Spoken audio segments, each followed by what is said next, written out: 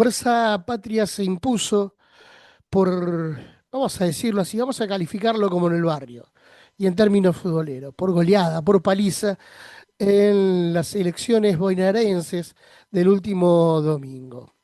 Y esto no solamente ratifica el rumbo que ha trazado Axel Kicillof como gobernador de la provincia de Buenos Aires, sino también que empieza a romper algunos mitos que la sociología liberal trató de instalar desde que asumió Milei hasta la actualidad. Vamos a indagar en esta cuestión y por eso le damos la bienvenida a un hombre de la casa, Damián Descalzos, abogado laboralista y autor de varios libros, muchos de ellos referenciados también para nosotros en función de las producciones que vamos generando, como Haciendo Justicia Juntos, por ejemplo. ¿Cómo estás, Damián? Buenas tardes, Gustavo. Un gusto saludarte, como siempre. Bueno, hablábamos fuera de aire de lo que significaba y lo que significó esta campaña electoral. Ahora, más allá de este trabajo que se hizo, que fue un trabajo hormiga, persuadiendo al vecino, a la vecina, también hay una confrontación que queda clara en la Argentina, ¿no? Cuando un gobierno de las características de Javier Milei nos quiere retrotraer al estadio de la semicolonia de 1890, por ejemplo, lo que se antepone no es esa categoría izquierda-derecha, sino pueblo contra colonia, ¿no? Y me parece que un poco eso queda refrendado en esta elección, donde el pueblo bonaerense reaccionó de manera masiva, inclusive aquellos sectores que muchas veces no coinciden con el peronismo, un montón de cosas, ha dado cuenta también de una toma de conciencia de lo que significa este proceso regresivo que vive la Argentina. ¿Cómo lo ves vos analizándolos en estos términos?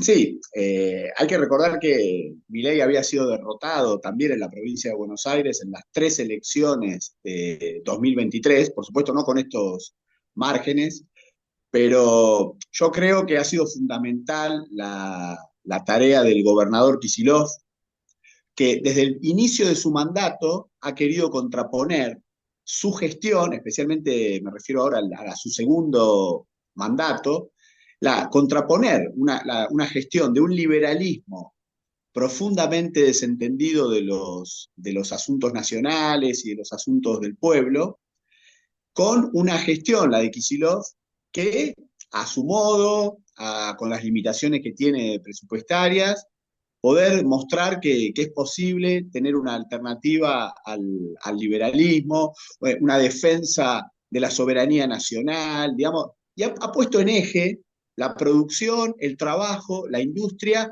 y las cuestiones de soberanía, que en definitiva son lo mismo, ¿no? Cuando Ujú. uno defiende la producción y la industria argentina, está defendiendo también la soberanía nacional. Pero bueno, confrontando en los ejes, en los temas concretos de los dramas de la población, eso le dio mucha fortaleza al peronismo bonaerense, que tuvo que surtir también una serie de internismos, de dificultades varias, pero creo que en definitiva el peronismo se hizo cargo cuando parecía que algunos que el peronismo ya no representaba a nadie. Bueno, recordarán esos análisis Ujú. rápidos, ligeros, casi como que los pobres votan a Milei. Bueno, creo que lo hemos hablado, ¿no? Donde hemos puesto una diferenciación sobre esos análisis tremendistas que siempre aparecen y son muy efectivos ganar visualizaciones en las redes sociales, pero que no responden a la realidad. La realidad es que el pueblo bonaerense salió en defensa de sus intereses y bueno, una serie de circunstancias, de coyunturas, hicieron que además el resultado fuera mucho más abultado de lo que se imaginaba. Por eso hacíamos referencia en forma casi irónica a esta sociología liberal, ¿no? Que permanentemente cae en el nihilismo y ese nihilismo lleva a hacer un diagnóstico y un trazado totalmente diferente, porque como bien decís vos, cuando uno mira los datos electorales, Milei no hace pie en la provincia de Buenos Aires, inclusive en ese proceso electoral, y también da cuenta de que sus votos son volátiles, es decir, no tiene una fidelización de votos más allá del núcleo duro histórico del antiperonismo. Y esto refleja también cómo se van a gestar determinados procesos electorales, con la incidencia de la cuestión económica y de las cuestiones políticas que ya son de público conocimiento. Ahora, es esta misma sociología, para ponerlo de alguna manera, la que ha representado a Milei como un fenómeno que venía a marcar un signo de ruptura en el proceso electoral y democrático en la Argentina. Pero en realidad me parece lo que hay que estudiar como un fenómeno en sí mismo, como hecho histórico, es el peronismo, ¿no? Por esto que vos mismo decís, se lo da por muerto, se lo da por vencido, con sus propias tensiones internas, y sin embargo conforma una estructura que permanentemente acompaña en decisiones políticas a las vecinas y los vecinos en el territorio. Por lo tanto, uno puede afirmar que, más allá de lo que impone el liberalismo, la comunidad organizada sigue estando presente, por lo menos en algunos enlaces territoriales. Sí, a ver, un par de cositas sobre esos temas. Milei es innegable que trajo a la política algunos aspectos novedosos, es innegable. Pero lo que en esos momentos yo marcaba es que él llega a la presidencia de la Nación ganando con más del 55% de los votos porque logra unir a todo el antiperonismo. Y eso es lo viejo de Milei. Lo novedoso era un aspecto secundario. Existe, pero es lo secundario. Lo constante y permanente es que fue la representación del antiperonismo y eso es lo que la decisión de Kicillof logró romper. Porque en un análisis más pormenorizado de la provincia de Buenos Aires hay que entender que fueron 8 elecciones distintas, en 8 secciones diferentes. Esto va a ser diferente respecto contra octubre. Ujú. Esta elección, donde yo le otorgo un mérito enorme de desdoblar, hizo que se discutieran algunas cuestiones seccionales. Y eso hizo que el peronismo pudiera dividir al antiperonismo.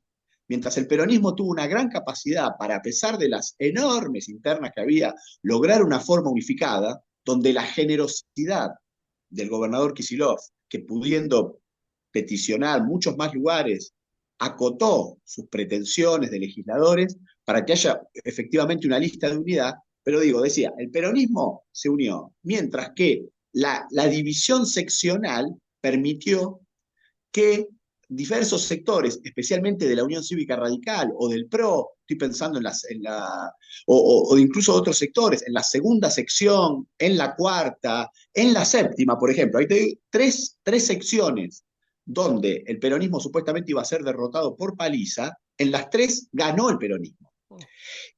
Y la explicación está dada porque hubo una división del antiperonismo tanto hechos en la segunda sección como Somos Buenos Aires en la cuarta, en la séptima, si uno sumase los votos de esas agrupaciones y si hubiesen sumado a la gran coalición antiperonista de la Libertad Avanza, el peronismo no hubiese ganado la sección.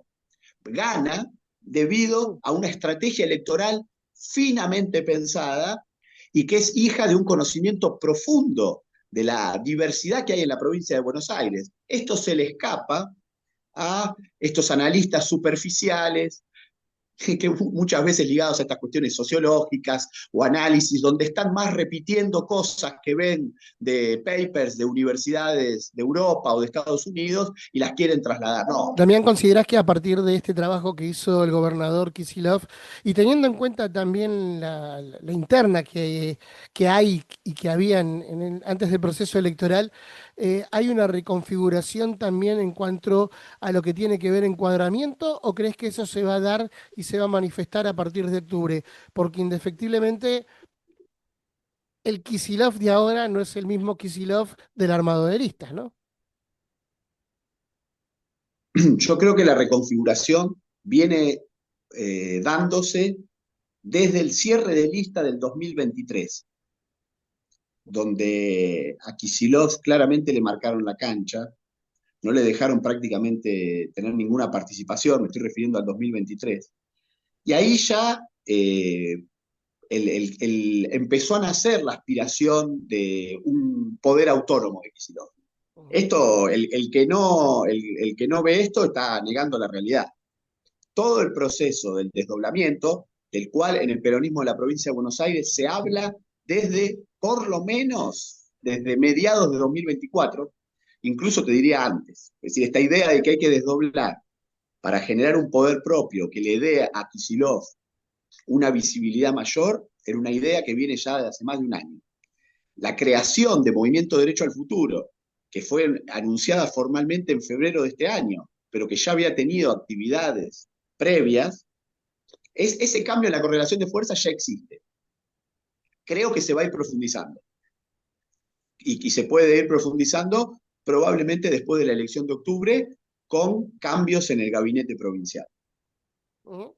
Estamos ante un nuevo punto de quiebre, se inicia una nueva etapa política en la Argentina porque si uno ve lo que está pasando este lunes en la Argentina, en términos de lo que implica la política financiera, que ya viene de arrastre, que no es de ahora, pero también la crisis que va sufriendo internamente el gobierno nacional, eh, uno puede inferir que efectivamente hay una crisis política dentro del gobierno nacional y que esta elección marca un antes y un después, teniendo en cuenta, obviamente, la diferencia en el resultado electoral que, que resignifica también el sentido de lo político y de identidades políticas en la Argentina. Sí, yo creo que definitivamente va a haber un cambio. El gobierno nacional de Milei ha recibido un duro golpe y yo creo que va a haber cambios, tanto en relación con el gobierno de Milei como hacia el interior del peronismo. Ujú. Es innegable que se ha confirmado lo que muchos veníamos sosteniendo, de que era necesario una renovación en el peronismo. Esa renovación en la disputa por la conducción la representa Kicillof y que en el peronismo haya un cambio en la conducción o en las correlaciones internas, va a repercutir también en el gobierno nacional, porque no es lo mismo un peronismo dividido o con una conducción ya envejecida, sin capacidad de victoria, y en declive, como era la conducción anterior, que tener que enfrentar el gobierno con un peronismo en ascenso, con un peronismo vigoroso, con un peronismo que tiene pasado, pero que también tiene mucho futuro. Me refiero al peronismo que representa Axel Kicillof, un peronismo que se está acostumbrando a ganar Ujú. y en la mejor sintonía y en la mejor tradición del peronismo, a diferencia del de los últimos años, que era un peronismo sectario y que se estaba acostumbrando a perder. ¿Cuánto crees que influyó un sector del movimiento obrero en relación a su estrategia y táctica de recuperar el sentido de la manifestación popular? Hablo de organizaciones sindicales concentradas en la Confederación Argentina de Trabajadores del Transporte, este, junto con movimientos sociales en Argentina, que no se han quedado en sus sedes sindicales, sino que han salido y han traccionado, ¿no? Uno puede decir, bueno, si uno toma un punto de referencia, hubo una movilización muy importante eh, al Ministerio de Desregulación, donde ahí se termina de nuclear lo que después vamos a conocer como Frente por la Soberanía, el Trabajo Digno y los Salarios Justos. Pero puntualmente para vos, siendo un hombre también que conoce al movimiento obrero, ¿cuál crees que ha sido el aporte que ha hecho el movimiento obrero también para entender este resultado electoral? Yo creo que es una relación importantísima la que se está dando entre Kicillof y el movimiento obrero. En todos los grandes movilizaciones y paros generales que ha hecho la CGT, ha contado con la presencia del gobernador bonaerense en la sede de la central sindical. El movimiento obrero mejora, fortalece al movimiento de Kicillof, movimiento Derecho al Futuro.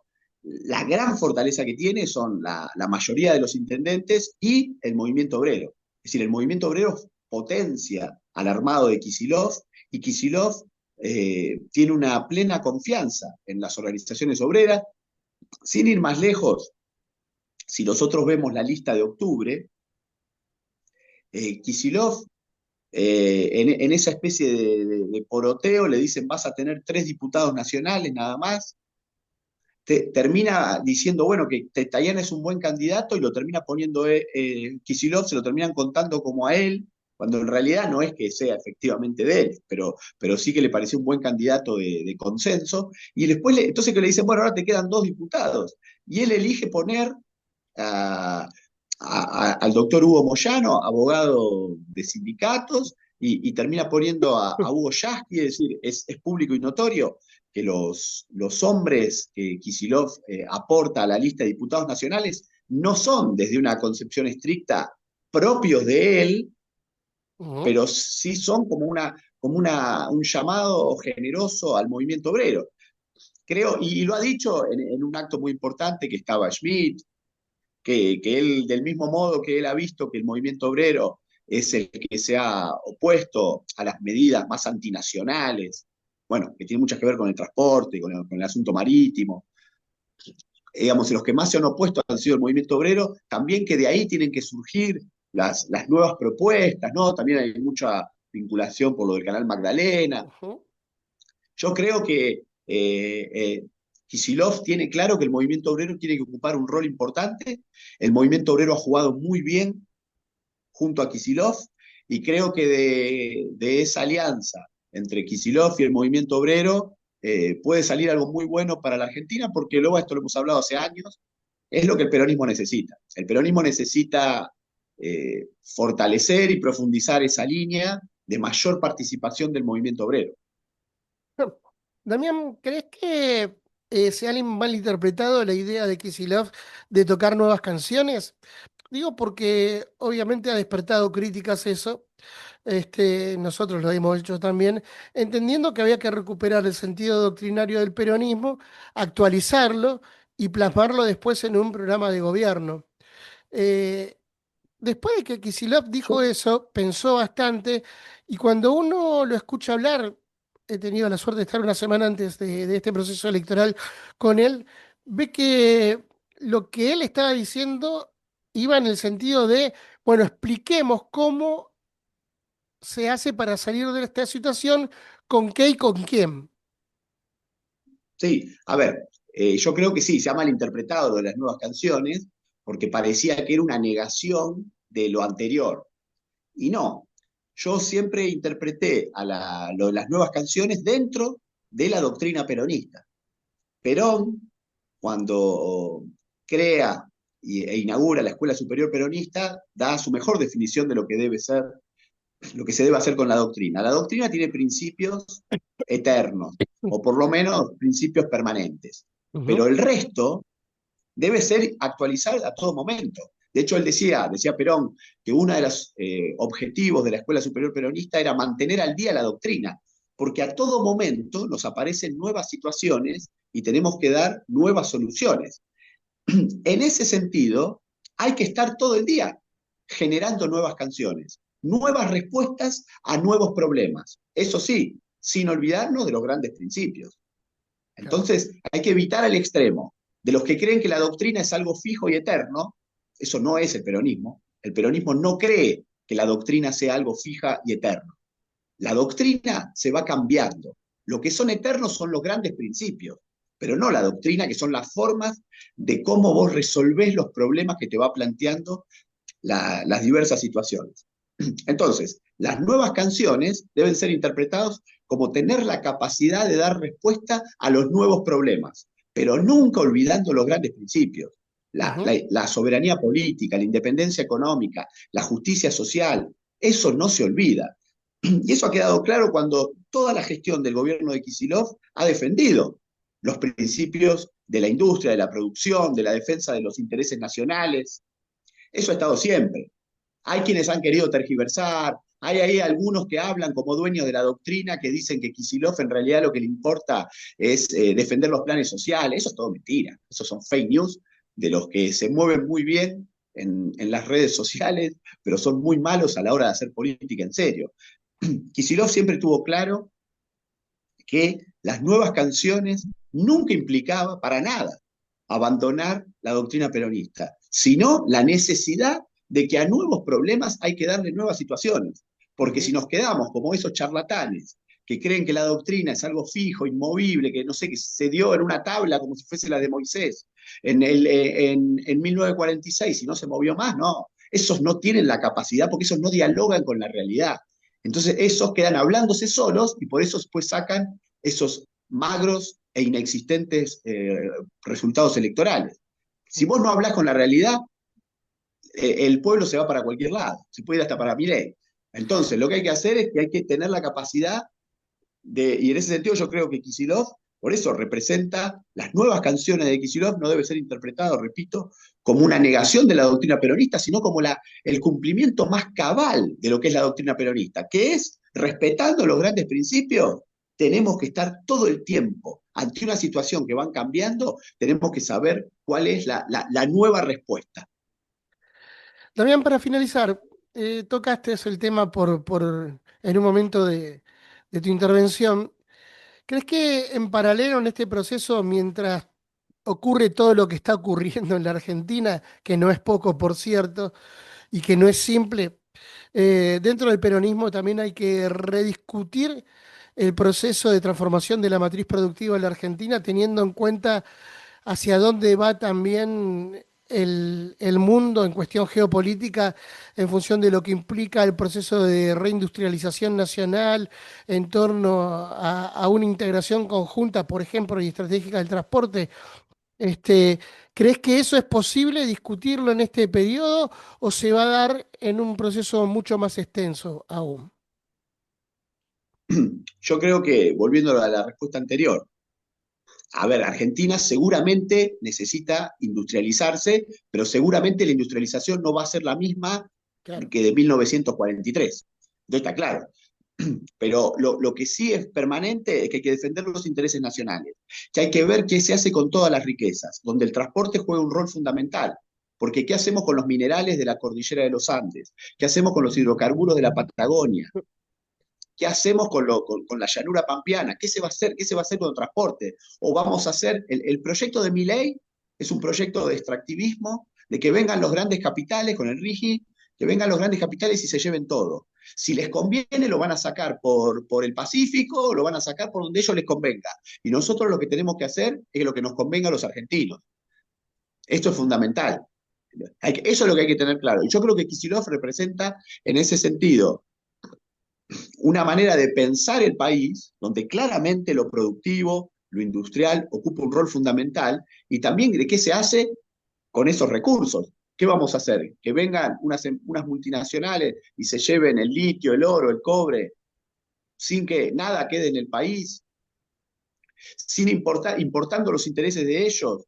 Que repito, a nosotros nos puede convenir que salga por territorio nuestro, por ejemplo, por el río Paraná, y parece que para ellos les conviene que salga por el Pacífico. Bueno, la Argentina hay que discutir muchas cosas, en ese sentido también Ujú. el RIGI es la muerte de la Argentina, Claro. es partir a la Argentina en pequeños intereses provincialistas, que es la consumación del plan neoliberal entreguista de la Constitución del 94 Ujú. con la provincialización de los recursos naturales. Bueno, hay muchas cosas que hay que discutir, pero hay que tener una cosa clara. Sin poder político no se puede discutir nada. El gran desafío del peronismo es poder volver a ser una fuerza nacional que tenga la capacidad, primero, de ganar elecciones, pero por supuesto que no termina ahí.